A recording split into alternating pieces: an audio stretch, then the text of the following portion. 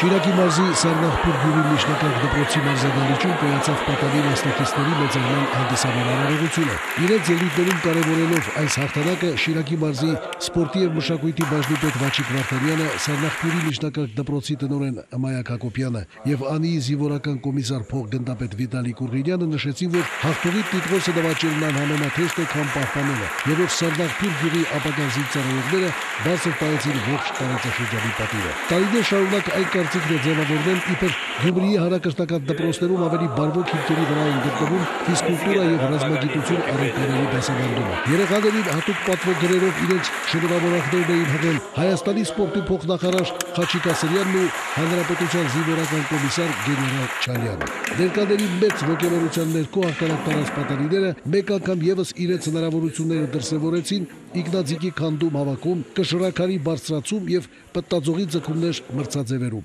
Պատանիները պարտավոր են զինծառայության մեկնել ոչ թե զինկոմների հրահանգով, այլ սեփական երկիրը սիրելով եւ պարտքի գիտակցումով։ Ու լավ օրինակ արդեն կա իդեմս Սարնախպուր ամայնքի հանրակրթական դպրոցի զինղեկ կապիտան Ավետիսյանի։ Սանդել Աղանյան, Ազդարար։